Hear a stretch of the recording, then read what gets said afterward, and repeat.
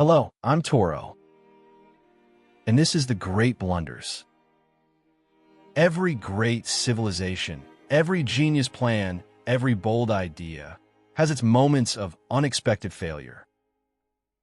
In this series, we gently explore the missteps, mistakes, and strange decisions that changed history, softly told, one blunder at a time.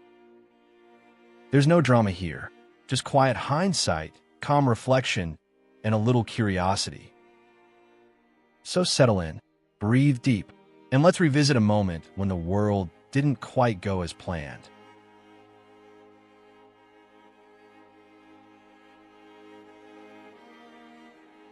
Hello, dear listener.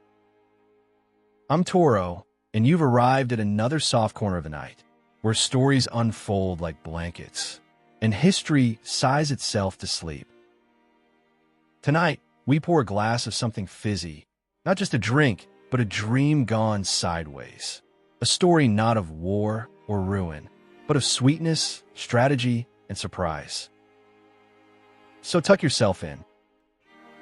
Let your mind wander back to the sparkle of the 1980s, and together, we'll drift through the gentle fizz of one of America's most curious commercial missteps. The tale of New Coke. The 1980s were loud, vibrant, and ever so modern. Skyscrapers climbed with steel ambition. Music played from cassette tapes and early compact discs. Hair was high, sleeves were rolled, and neon lights blinked into late city nights. And somewhere in the heart of all that energy was a quiet tension in red and blue. Not between nations, but between brands. Between Coca-Cola and Pepsi. For over a century, Coca-Cola had ruled the world of soft drinks. Born in Atlanta in 1886, it was once mixed in pharmacies, sold in glass bottles, and cherished in every corner of American life. It had seen soldiers through wars, graced picnics in golden fields, and become a fixture at birthdays, ball games, and movie nights. It wasn't just a beverage.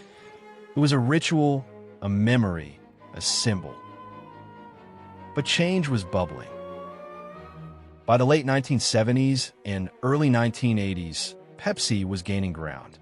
Its ads were younger, bolder, its flavor slightly sweeter. It courted a generation raised on rock and roll in television. Coca-Cola still sold well, but internal reports were troubling. Pepsi was winning more blind taste tests, especially with younger drinkers. The Pepsi Challenge, a campaign inviting people to taste both colas without knowing which was surprisingly successful. Many preferred Pepsi, and Coca-Cola was listening. At Coca-Cola headquarters, high above the streets of Atlanta, executives gathered in quiet worry.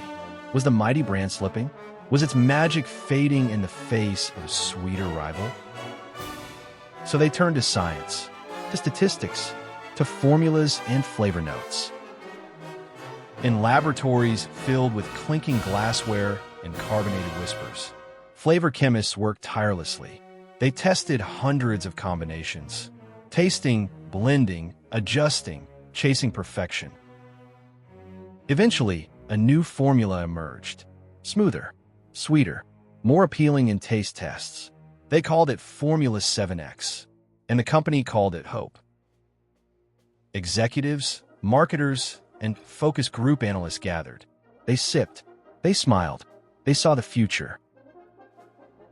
The public, they believed, was ready for change, ready for something bold. The numbers whispered encouragement.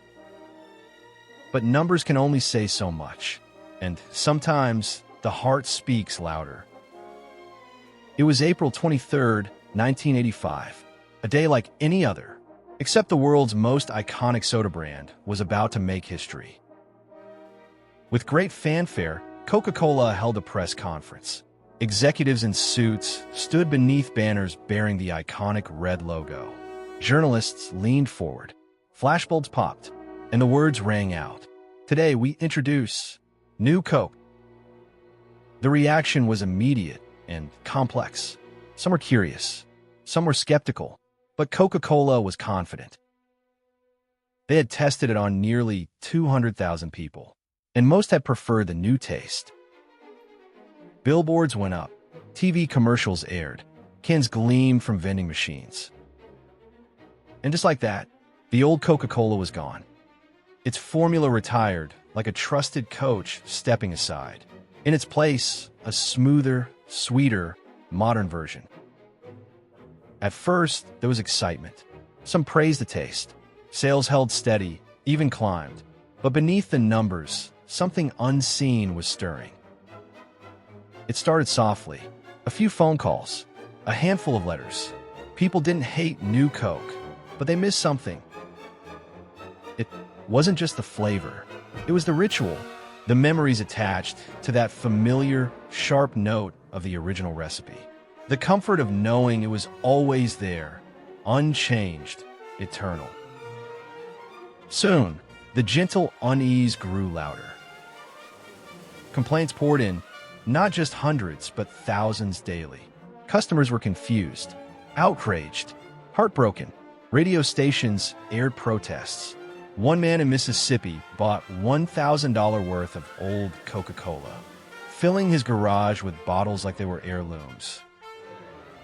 In Seattle, a woman wrote, "This is like losing a piece of my past. My first kiss was with a Coke in my hand. My father drank it every day until he passed. You took that away." In Texas, a group held a funeral for Old Coke. In Atlanta, the company's own backyard, the mood soured.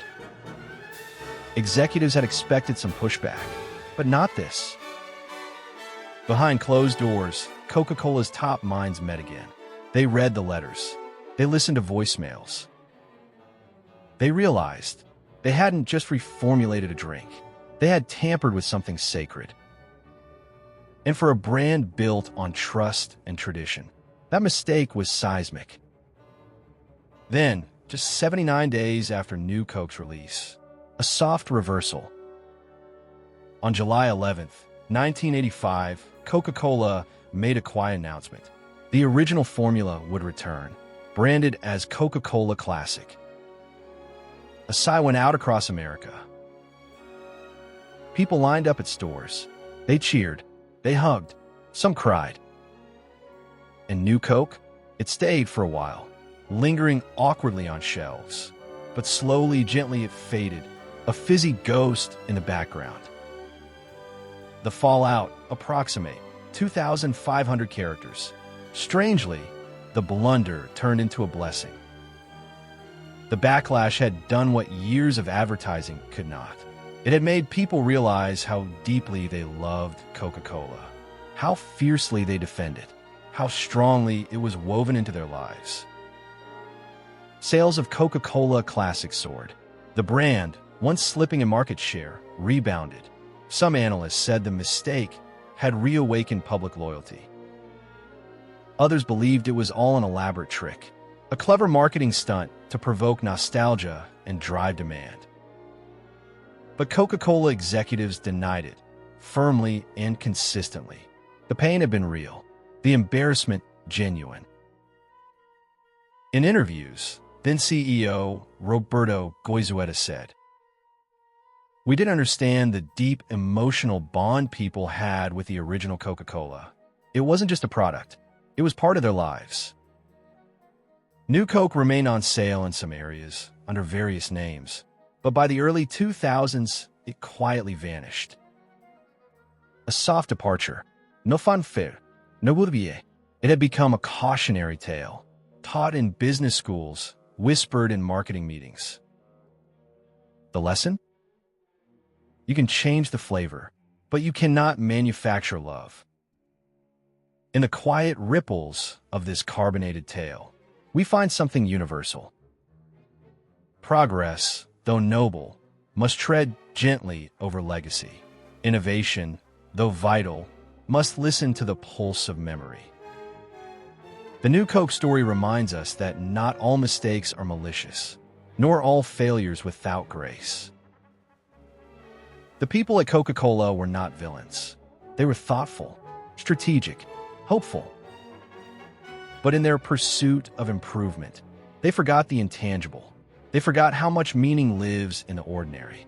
A bottle, a taste, a moment shared across generations. In a world that changes so quickly, sometimes what we crave most is consistency. A sip that tastes like it always has. A ritual that endures. And maybe that's the real sweetness. Not the sugar, but the story. Not the bubbles, but the bond. So let this be a gentle reminder that even our greatest blunders can lead to soft rediscovery. That even failure can bring us home. Thank you, dear dreamer, for floating through time with me tonight. In the fizz and foam of new Coke, we've tasted a little history, sweet, strange, and softly human. If this story helped you unwind, consider subscribing or leaving a quiet like a feather on the wind. Next time on The Great Blunders, we'll travel farther still, to a different time, a different misstep, equally tender, equally true. Until then, be well, sleep gently, and never forget, even the most unexpected mistakes can bring us closer to what we love. Good night.